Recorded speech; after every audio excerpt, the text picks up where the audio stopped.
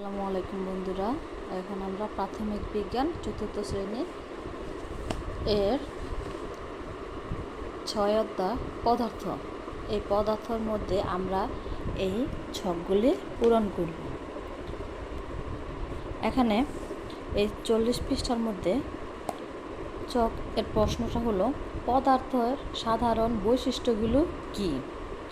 কাজ পদার্থের বৈশিষ্ট্য। প্রথম ধাপ কি করতে হবে?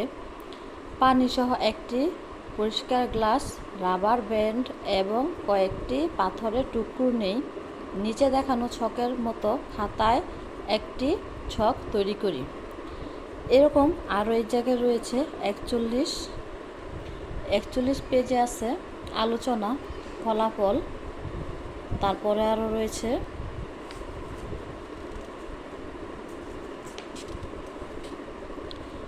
42 পৃষ্ঠায় এই ছকটি আছে। এই ছকটি পূরণ করব আমরা। 43 পৃষ্ঠায় রয়েছে আলোচনা।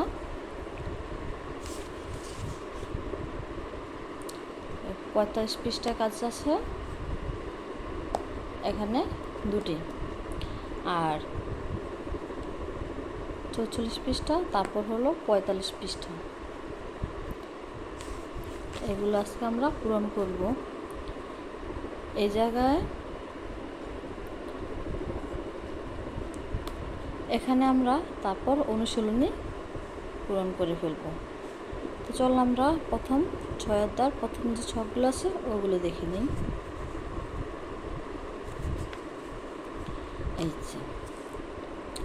এই সমাধানটা আমরা করি। তাহলে প্রথম আমরা 40 পৃষ্ঠা ছকটা দেখি। পরিচ্ছেদ এক, পদার্থের বৈশিষ্ট্য। প্রথম প্রশ্ন হলো পদার্থের সাধারণ বৈশিষ্ট্যগুলো কি? উত্তর: পদার্থের সাধারণ বৈশিষ্ট্যগুলো হলো: 1. পদার্থের ওজন আছে। 2. পদার্থের আয়তন আছে। 3. পদার্থের জায়গা দখল করে না। 4. পদার্থের আকার ও আকৃতি আছে। কাজ পদার্থের বৈশিষ্ট্য। প্রথম ধাপ কি করতে হবে? 1. পানি সহ একটি পরিষ্কার গ্লাস, রাবার ব্যান্ড এবং কয়েকটি পাথরের টুকরো।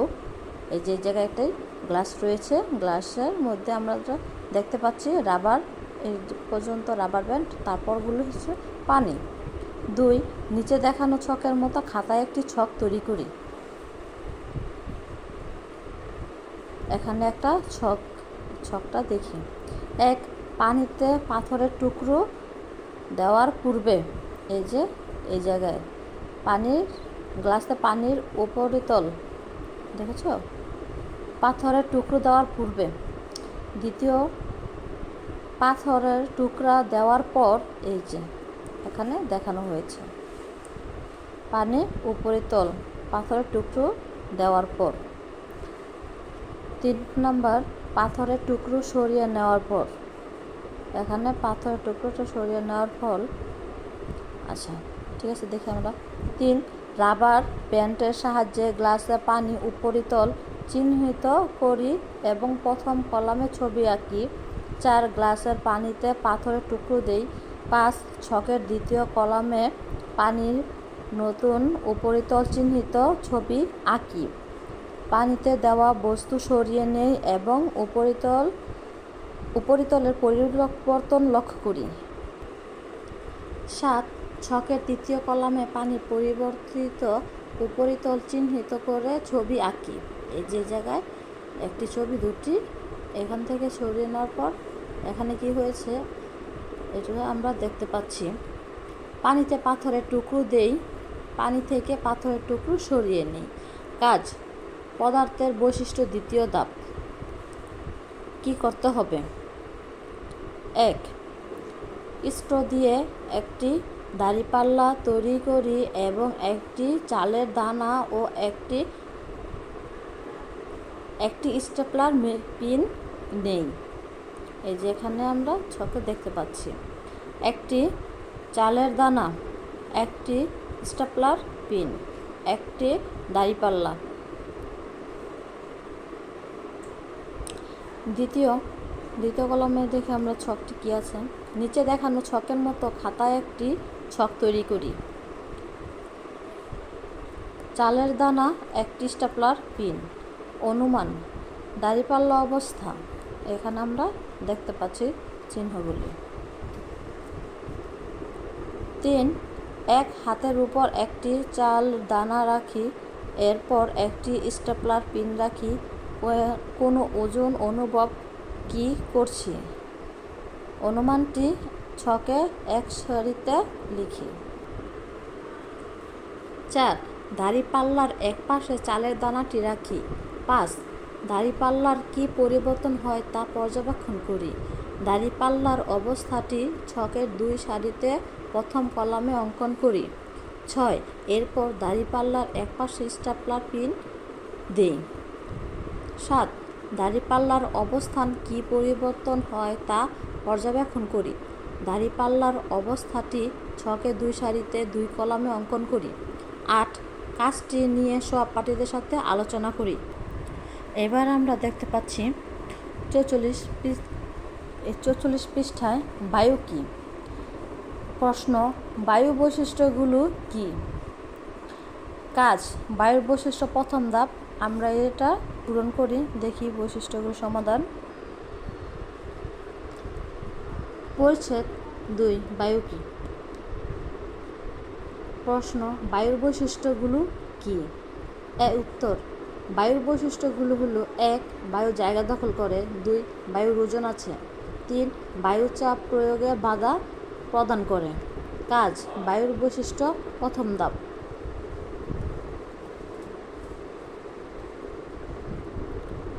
কাজ, বায়ুর বৈশিষ্ট্যের প্রথম ধাপ।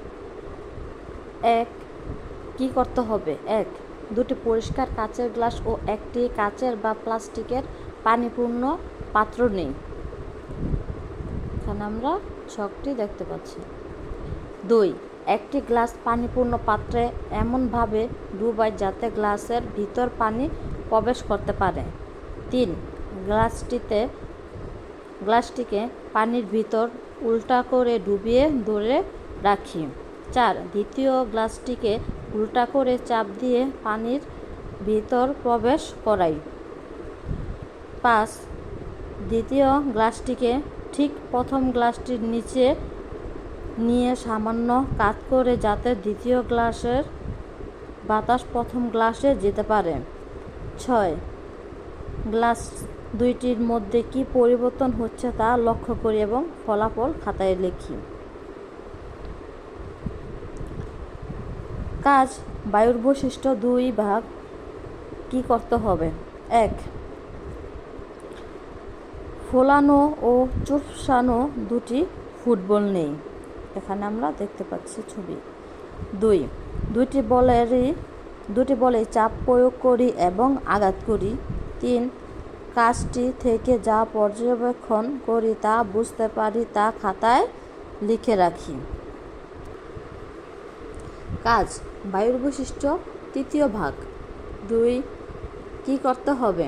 1, কাঠিতে সুতা বেঁধে একটি দাঁড়িপাল্লা তৈরি করি। 2টি বেলুন এবং একটি আলপিন নেই। 2, বেলুন দুটিকে এমনভাবে ফুদিয়ে ফুলাই যাতে বেলুন দুটি আকৃতি একই হয়।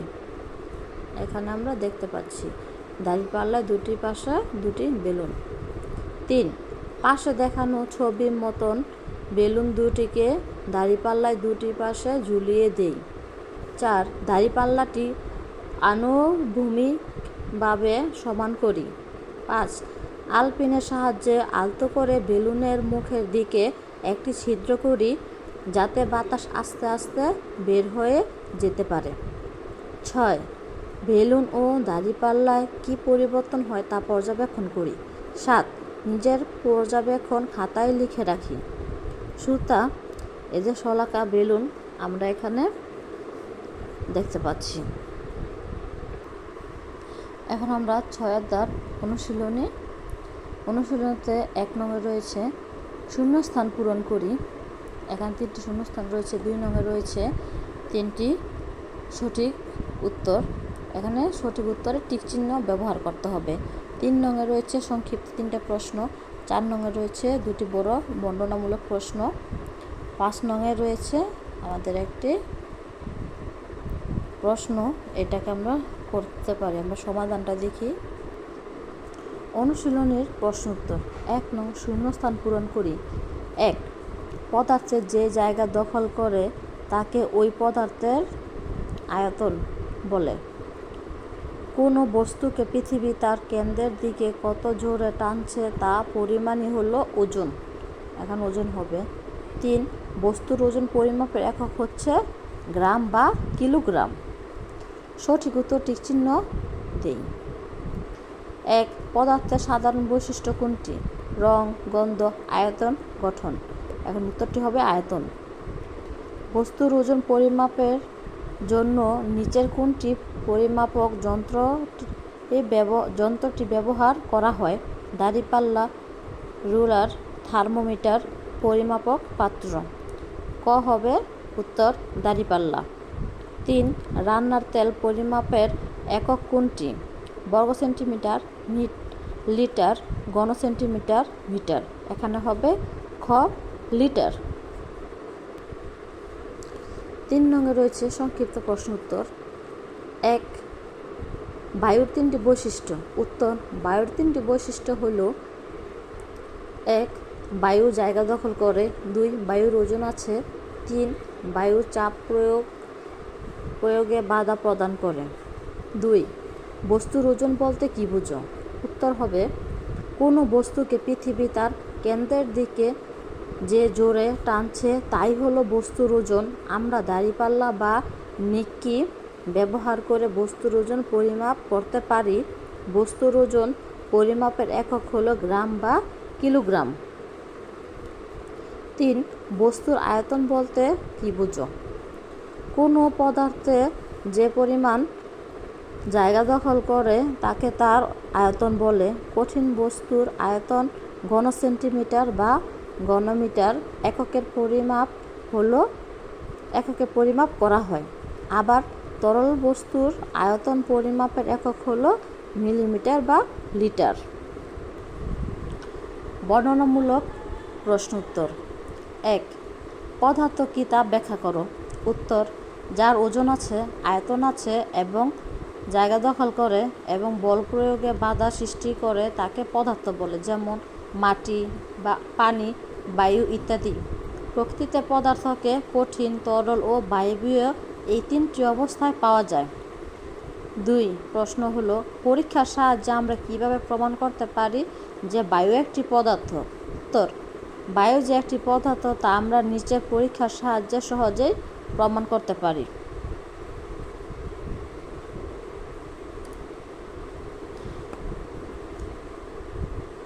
এখানে ছকের মাধ্যমে বোঝানো হয়েছে। তারপর দেখি। প্রথমে 2টি পরিষ্কার কাচের গ্লাস ও একটি কাচের বা প্লাস্টিকের পানিপূর্ণ পাত্র নেই। একটি গ্লাস পানিপূর্ণ পাত্রে এমনভাবে ডুবাই যাতে গ্লাসের ভিতরে পানি প্রবেশ করতে পারে। গ্লাসটিকে পানির ভিতর উল্টা করে ডুবিয়ে ধরে রাখি। দ্বিতীয় গ্লাসটিকে উল্টা করে চাপ দিয়ে পানির ভিতর প্রবেশ করাই। দ্বিতীয় গ্লাসটিকে ঠিক প্রথম গ্লাসটির নিচে নিয়ে সামান্য কাত করি যাতে দ্বিতীয় গ্লাসের বাতাস প্রথম গ্লাসে যেতে পারে।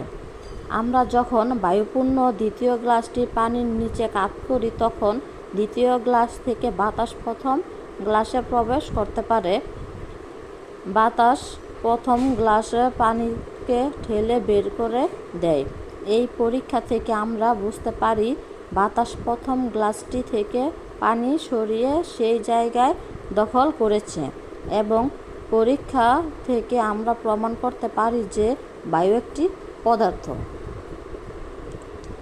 5 নঙে রয়েছে, একটি গ্লাসে কিছু টিস্যু রাখি। এরপর গ্লাসটিকে উল্টা করে আস্তে আস্তে একটি পানির পাত্রে ডুবানোর চেষ্টা করি।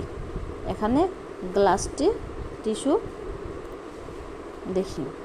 নিচে প্রশ্নগুলো উত্তর দাও। 1. টিস্যু সহ একটি গ্লাসকে পানির পাত্রে উল্টা করে রাখলে ভিতর থেকে টিস্যুগুলো কি হবে এবং কেন হবে? উত্তর, টিস্যু সহ একটি গ্লাসকে পানির পাত্রে উল্টা করে রাখলে ভিতর থাকা টিস্যুগুলো পানিতে ভিজবে না। গ্লাসের ভিতর টিস্যুর সাথে বায়ু জায়গা দখল করেছিল। এ কারণে পানির মধ্যে গ্লাসটি উপর করে ডুবানো হলেও জায়গা না থাকায় পানি প্রবেশ করতে পারেনি, ফলে টিস্যু ভিজেনি। দ্বিতীয় প্রশ্ন, এই পরীক্ষা থেকে বায়ুর কোন বৈশিষ্ট্য প্রকাশ পায়? বায়ু একটি অন্যতম বৈশিষ্ট্য জায়গা দখল করে। পরীক্ষা থেকে বায়ুর জায়গা বা স্থান দখল করার বৈশিষ্ট্য প্রকাশ পায়, অর্থাৎ বায়ু একটি পদার্থ।